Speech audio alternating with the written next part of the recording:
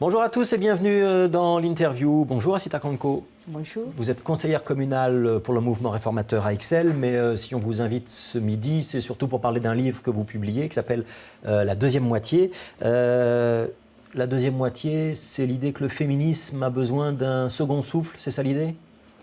Tout à fait.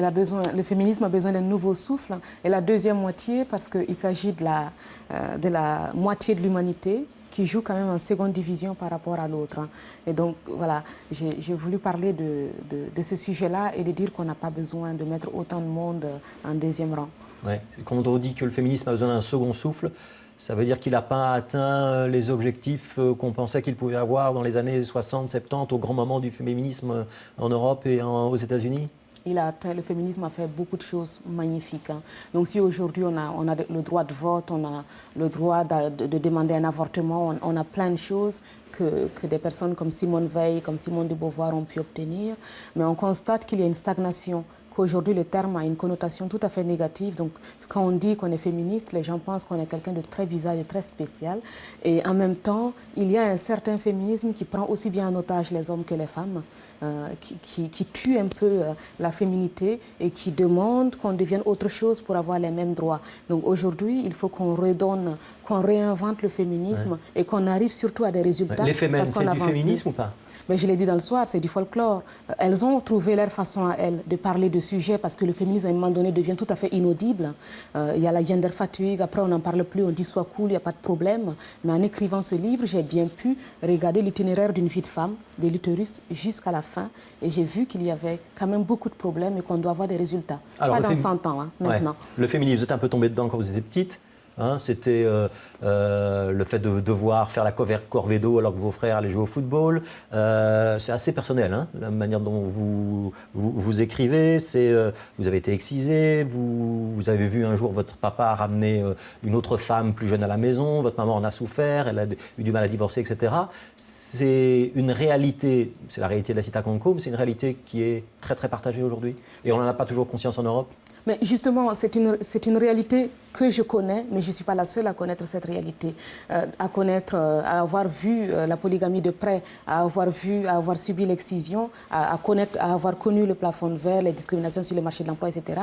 Mais c'est pour ça que je suis allée parler avec d'autres femmes. Je suis allée regarder des études scientifiques, j'ai parlé avec des scientifiques d'ici et d'ailleurs, et j'ai raconté l'histoire de ces femmes-là. Donc c'est un livre sur beaucoup plus de personnes que moi. J'ai voulu explorer la réalité de la femme dans le monde d'aujourd'hui. Et c'est cette histoire que j'ai racontée. Ouais, et donc, vous nous emmenez au Burkina Faso, le pays où vous êtes né, bien sûr, mais aussi en Iran, en Afghanistan, en Inde. Est-ce que dans Grande-Bretagne, est-ce que dans tout ce périple, il y a une carte des pays où on est plus maltraité qu'ailleurs ? Je pense que dans tous les pays du monde, il y a des problèmes. Même en Suède, qui est un des pays les plus avancés, le nombre d'agressions sexuelles est quand même très élevé. Si on revient en France, dans le milieu politique, on a bien vu tout le sexisme qui s'est manifesté tant au Parlement que sur Twitter.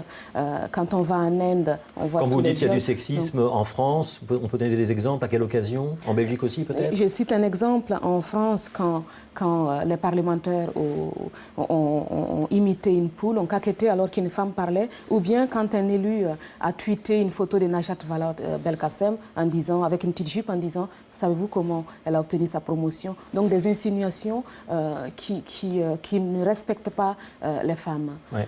Donc il y a 10 chapitres. Vous commencez avec ce que vous appelez le gendercide. Vous peut-être expliquer ce que c'est ce terme.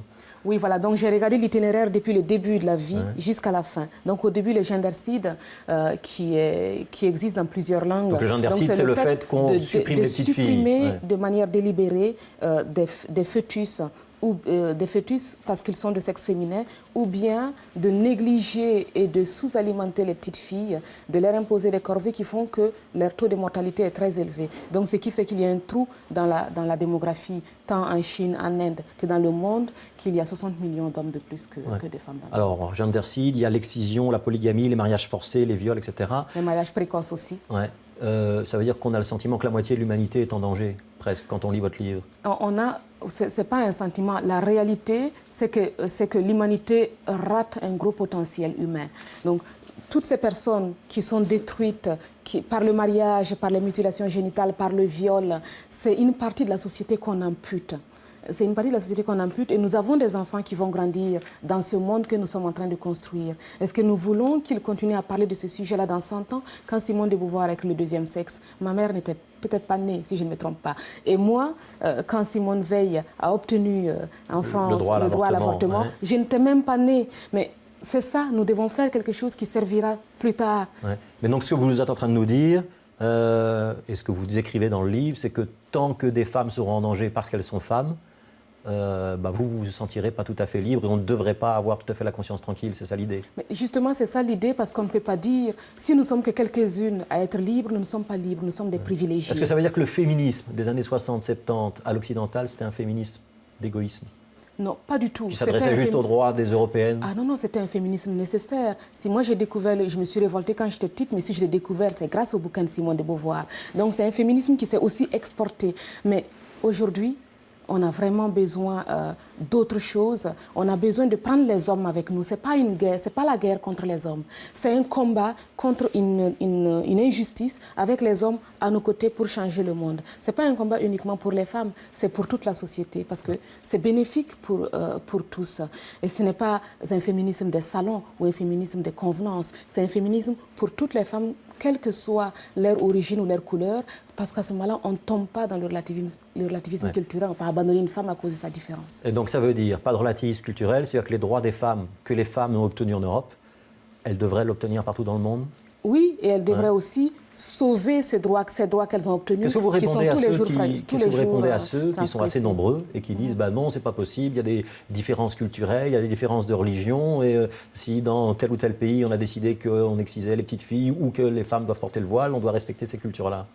J'espère qu'ils ont un souci avec leur conscience, parce que la Déclaration universelle des droits de l'homme dit à l'article 1er que nous avons tous ces droits-là. Donc, en fait, c'est un droit universel. On ne peut pas relativiser le droit des personnes parce que leur souffrance est identique, quel que soit l'endroit et la manière dont on la leur fait subir. Donc, c'est notre responsabilité en tant qu'humanité de faire quelque chose. Et ici, les droits ne sont pas tout à fait acquis. Chaque jour, les femmes souffrent. Je souffre, j'en ai rencontré. Ouais. Quand on parle de l'État islamique ou de Daesh ou de Al-Qaïda, pour prendre l'actualité relativement récente, est-ce qu'il y a des zones, et je pense notamment aux zones contrôlées par ces mouvements-là, où les femmes sont plus en danger qu'ailleurs? Mais les femmes sont beaucoup plus en danger dans des endroits de ce type-là, ou aussi en Afghanistan ou en Inde, où prendre le bus, on a vu l'histoire de Nirbaya. Mais quand on va en Grande-Bretagne, à Londres, et qu'on regarde des femmes qui se retrouvent dans un système de polygamie et qui n'ont aucun droit matrimonial mais qui ne le savent pas, le fait qu'elles sont abandonnées par l'éducation et qu'elles arrivent à l'école parfois sans même comprendre un mot d'anglais quand elles sont petites, on a un vrai souci. Comment vous expliquez, je reviens à l'État islamique, comment vous expliquez que des jeunes européennes nées en Europe, parfois très bien éduquées, dans des conditions sociales plutôt confortables, décident un jour, l'une de porter le voile, l'autre peut-être d'aller rejoindre l'État islamique et d'aller se mettre au service des djihadistes, et d'enrôler cette cause? Tout cela est lié à l'hypocrisie qu'il y a dans la société, au cloisonnement de la société, au refus et au rejet de l'autre aussi. Donc c'est une association de tous ces éléments-là. On devrait pouvoir, en tant que société, amener les gens à se sentir bien, mais aussi avoir suffisamment de rigueur dans l'éducation, dans le processus d'intégration, pour que les jeunes n'aient pas besoin d'aller chercher quelque chose ailleurs. Et enfin, au niveau international, il y a un vrai échec de la politique au sein de la communauté internationale par rapport à ces endroits du monde qui ont été laissés à eux-mêmes. Alors, on a beaucoup parlé des pays du Sud. Je voudrais qu'on parle un petit peu de la Belgique. C'est un pays où les femmes sont relativement libres, le droit à l'avortement est reconnu, le droit de vote, il a fallu un petit peu patienter, même, oui. Mais et même le droit d'avoir un compte en banque. Ouais. Et il reste beaucoup d'inégalités? Il reste beaucoup d'inégalités, mais beaucoup plus subtiles. Il reste non seulement, premièrement, il y a cette inégalité pour les femmes issues de l'immigration, donc le relativisme culturel, on en a parlé. Et deuxièmement, il y a l'inégalité aussi à propos de la sous-représentation dans la direction des entreprises, dans le milieu politique, dans les partis, et aussi le sexisme de rue, pas seulement depuis que Sophie Peters l'a montré, mais tous les jours, et le sexisme ambiant. L'écart salarial, c'est 16%. Et l'écart salarial qui est quand même très choquant. 30% en moyenne européenne, c'est-à-dire qu'on n'est pas les plus mauvais élèves. On parle en Belgique d'environ 10% d'après les derniers chiffres que moi j'ai vus en tout cas. Et la moyenne, et j'ai rencontré des femmes, mais des femmes très sûres d'elles, qui vous serrent la main en étant sûres d'elles, qui font du bon travail objectivement apprécié et qui sont conscientes du fait qu'on les paye moins que leurs collègues masculins à compétences égales. Et j'ai vu et entendu leurs souffrances. Je n'ai pas seulement regardé les statistiques et ça me rend furieuse. Il faut qu'on change cette situation. Il y a parfois un peu de futilité dans le livre. Vous faites un portrait de Fadila Al-Hanan et vous écrivez qu'elle, comme Françoise Kepmans ou Gwendoline Rutten, c'est important d'avoir un bon coiffeur parce que ça aide à se sentir femme et avoir de l'assurance. Attention, il n'y a pas que ça que j'ai dit d'elle. J'ai dit beaucoup plus de leur parcours. Il y a Valentine Delwart, Fadila Al-Hanan et d'autres personnes. Mais ce n'est pas futile de pouvoir aller chez le coiffeur. Moi, j'y vais aussi. Est-ce que vous ne vous rasez pas la barbe tous les matins? Enfin, les femmes vivent leur féminité, quoi. C'est tout à fait normal de vouloir faire des choses de femmes, quoi. Alors, ça ne nous rend pas moins compétentes. Alors, il nous reste 1 ou 2 minutes. Je voudrais poser une question sur Jacqueline Galland. Il y a un point commun entre Jacqueline Galland et Assita Kanko, à part que vous faites partie de la même formation politique? Ça, je ne me vois pas à l'instant. Il faudra nous mettre l'une à côté de l'autre et mettre un miroir. On verra quelques différences. Mais je dirais, voilà, Jacqueline Galland est au MR, tout comme moi. Maintenant, je ne sais pas ce que vous voulez savoir. Ouais, je voulais savoir si on la soutient toujours au mouvement réformateur, avec les nombreux articles de presse qu'il y a eu ces derniers jours.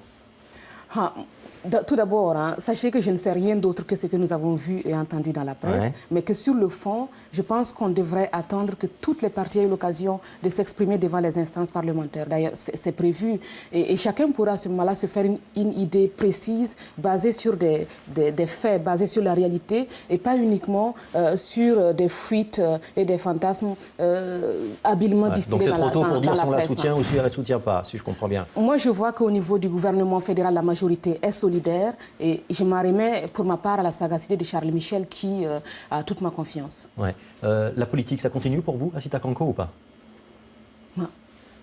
Une bonne question. Mais aujourd'hui, je ne suis pas en train de faire de la politique. J'ai écrit ces livres C'est pour ça que je vous pose cette question. Parce qu'on vous voit souvent, notamment à la VRT, côté flamand. Vous exprimez sur de nombreux thèmes, donc le féminisme, aussi l'intégration. On vous voit un petit peu moins souvent côté francophone. Côté francophone, on vous a connu comme conseillère communale à Ixelles. Vous étiez candidate aux élections législatives. Vous n'avez pas fait peut-être le score que vous espériez. Est-ce que vous avez envie encore toujours d'avoir un engagement politique ou l'engagement il est ailleurs? La politique a toujours été en moi, mais je ne la fais pas du matin au soir. Il y a la politique et il y a la vie.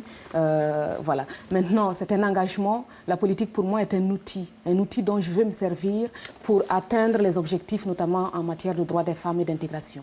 Merci beaucoup, Assita Kanko. Ça s'appelle donc La Deuxième Moitié. C'est aux éditions L'Anneau. Et il y a une version en néerlandais, parce que vous avez la réputation d'être une très bonne bilingue.